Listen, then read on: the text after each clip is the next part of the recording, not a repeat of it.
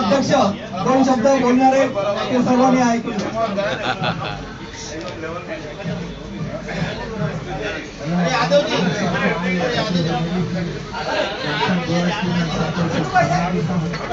और सभी के साथ पूरा आराम से खुशी से और इसलिए बोला रुको, इसलिए मुझे रुको। साथ मिला है इसलिए मैं थोड़ा सा लिख के लेके आया था। हाँ आगे आ जाओ, रहने दो कुछ नहीं।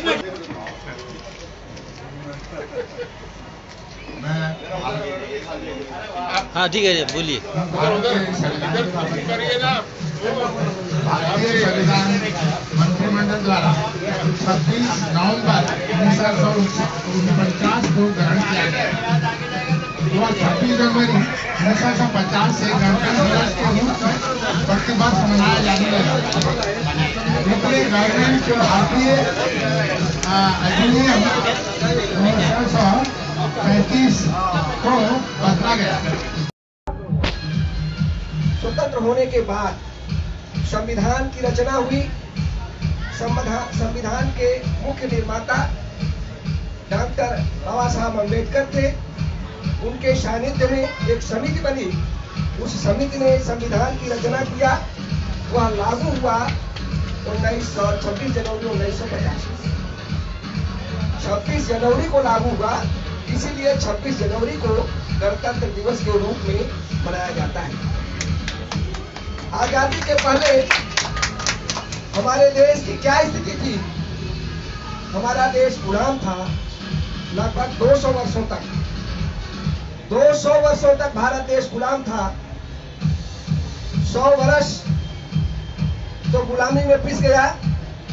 आजादी की लड़ाई की शुरुआत महारानी लक्ष्मीबाई ने 1857 में किया। वह विदर्भ की रहने वाली थी, महाराष्ट्र की रहने वाली थी, राज परिवार की रहने वाली थी। उनकी शादी उत्तर प्रदेश में झांसी में हुई थी और झांसी से ही शादी के बाद झांसी से उन्होंने 1857 में उन्होंने आजादी की लड़ाई की शुरुआत किया। सुभद्रा कुमारी चौहान ने लिखा है, चमक उठी सन 57 में वह तलवार पुरानी थी, खूब लड़ी मर्दानी, वह तो झांसी वाली रानी। यहीं से आजादी की लड़ाई की शुरुआत हुई। लड़ाई चलती रही। आगे चल करके महात्मा गांधी के नेतृत्व में यह लड़ाई छोर पकड़ ली। महात्मा गांधी, सुभाष चंद्र बोस, पंडित जवाहरलाल नेहरू, महात्मा गांधी मतलब इन सबके नेतृत्व में यह आजादी की लड़ाई चली और पूरे देश के अंदर खंभात की खाड़ी से लेकर के आसाम तक, आसाम से लेकर के कश्मीर से लेकर के कन्याकुमारी तक, पूर्व से पश्चिम, उत्तर से दक्षिण, पूरे देश के अंदर आजादी की लड़ाई चली। अंग्रेज समझ गए कि हम अब ज्यादा दिनों तक भारत में नहीं टिक सकते हैं, इसलिए उन्होंने कहा कि हम आपको स्वतंत्र कर रहे हैं। दोस्तों, आजादी के पहले हमारे देश की स्थिति क्या थी? पूरा देश 565 देशी रियासतों में विभक्त था। 565 देशी रियासत थी। कहीं राजा था तो कहीं बादशाह था। जब देश स्वतंत्र हुआ, अंग्रेजों ने स्वतंत्रता की घोषणा कर दिया तो 565 देशी रियासतों को उन्होंने दिल्ली में बुलाया। अंग्रेजी शासककारों ने दिल्ली में बुलाया, बोला कि भाई मैं आपको स्वतंत्र कर रहा हूँ, आप अपना भविष्य अपना देख लीजिए। आज मैं कुछ दिनों के बाद हम आपके देश से हम चले जाएंगे। जाते जाते अंग्रेजों ने पूरे देश को 2 भागों में बांट दिया, जिन्ना को मिला करके भारत और पाकिस्तान। दोस्तों, आजादी की लड़ाई में जितने लोग नहीं मरे उनसे ज्यादा तो भारत और पाकिस्तान की लड़ाई में मरे। भारत और पाकिस्तान जब बंटवारा हुआ तो वहां से हिंदू कुछ यहाँ आए, यहाँ से कुछ मुसलमान वहां गए, यहाँ से वहां आने जाने में क्रांति पैदा हो गई। इस क्रांति में बहुत सारे लोग मर गए, बहुत लोग मरे हैं। आज जो वर्तमान स्वरूप हम देख रहे हैं, यह सरदार वल्लभ भाई पटेल की वजह से देख रहे हैं। सरदार वल्लभ भाई पटेल ने 565 देसी रियासतदारों के पास फरमान भेजा, बोला आप इस पर साइन करिए कि हम भारत देश के अंदर अपने राज्य को, अपने छोटे से शासन को सम्मिलित कर रहे हैं, मिला रहे हैं। बहुत से लोगों ने तो कर दिया, कुछ लोग नहीं कर रहे थे, तो ऊपर से उन्होंने दबाव डाला। बहुत उनको लौहपुरुष बोला जाता है। उनके सामने, उनके तेवर के सामने छोटे छोटे रियासतदार नहीं टिक पाए और उन्होंने उस फरमान पर साइन कर दिया। हैदराबाद का निजाम बहुत ताकतवर था। हैदराबाद का निजाम बहुत ताकतवर था। उधर जिन्ना जो है उसको चढ़ा के रखा था कि तुम अपना शासन स्वयं स्थापित करो, अपना देश बनाओ। लेकिन 15 अगस्त स्वतंत्रता दिवस है, 14 अगस्त को उसने फरमान पर साइन किया। 14 अगस्त तक नहीं किया था, 14 तक को शाम को उसने जाकर के साइन किया कि मैं भारत देश में मिलना चाहता हूँ। और उधर जिन्ना और देश के अंदर जो पाकिस्तान का सीमावर्ती देश है, सीमावर्ती प्रांत है, बीकानेर, जोधपुर, यहाँ छोटे छोटे राजा थे, उन लोगों से मिल करके वह उनको अलग करना चाहता था कि आप पाकिस्तान में मिल जाइए।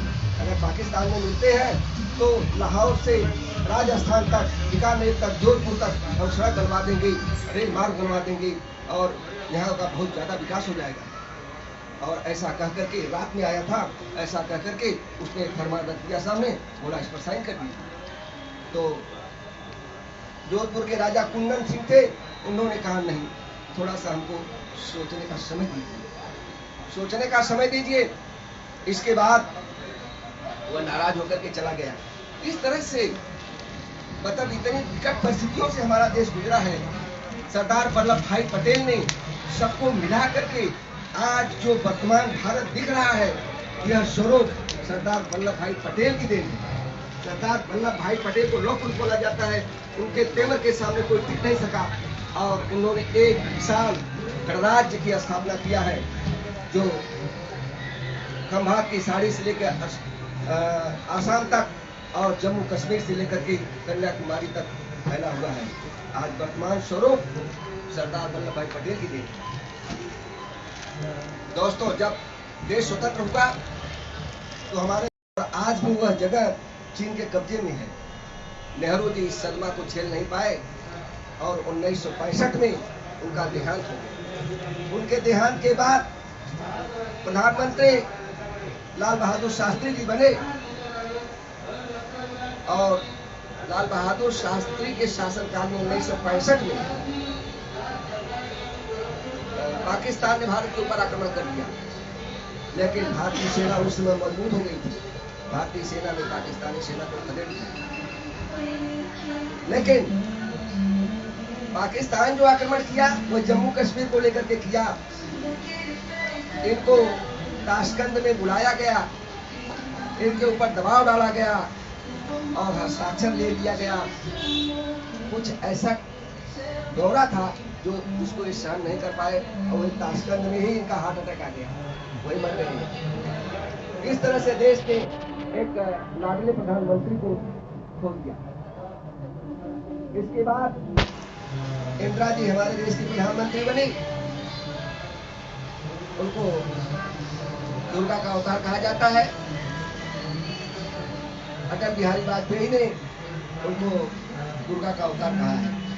बहुत अच्छा शासन चला है। हम तो हमारे लोग उन्होंने नियम निकाला था, लेकिन आगे चल करके कुछ तानाशाही हुई, जिसकी वजह से इमरजेंसी लागू उन्होंने किया, इलेक्शन में हार गई। इसके बाद मोरारजी देसाई प्रधानमंत्री बने। मोरारजी देसाई के बाद नरसिंहा राव जी बने और इस तरह से क्रम चलता रहा। और आज मेरे भाई भी है, देश और संघर्षों से गुजरा है, बहुत कठिनाइयों से यह आज़ादी हमें प्राप्त हुई है। इस आज़ादी के मतलब को हम लोगों को समझना चाहिए और हमेशा इसको ऐसा उपाय देना चाहिए ऊपर संकट न आने पाए। आज देश विकट परिस्थितियों से गुजर रहा है, कहीं आतंकवाद हो रहा है, कहीं कुछ हो रहा है, लेकिन सोच समझ कर काम करना चाहिए। इन निर्देशों के साथ मैं अपनी बारी को विराम देता हूँ। धन्यवाद। लेकिन स्वतंत्र होने के बाद देश तो स्वतंत्र हुआ, लेकिन दुपारी लोग स्वतंत्र नहीं हो गए। तो 47 के बाद 50 में 26 जनवरी प्रजासत्ताक दिन अपन मनाते हैं। वो प्रजासत्ताक दिन इसलिए मनाते हैं, 47 में भारत स्वतंत्र हुआ, लेकिन जो स्वतंत्र होने के बाद जो कार्यरीति है, जो कार्यकाल है, वो कैसा चलाना, वो चलाने के लिए क्या करना चाहिए, वो संविधान बनाना जरूरी था।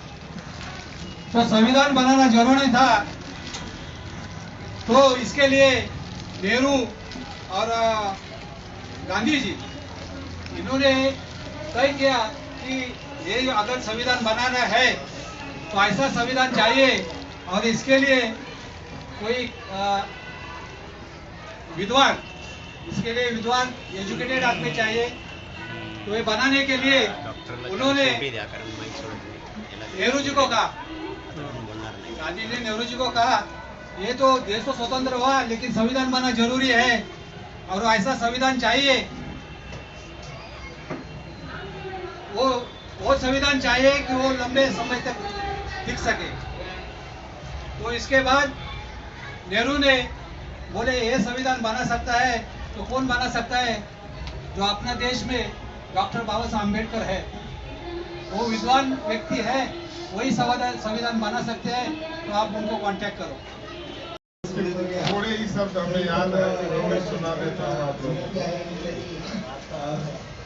दे दी हमें आजादी बिना, दे दी हमें आजादी बिना खड्ग बिना ढाल, दे दी हमें आजादी बिना खड्ग बिना ढाल, साबरमती के संत तूने कर दिया कमाल, साबरमती के संत तूने कर दिया कमाल।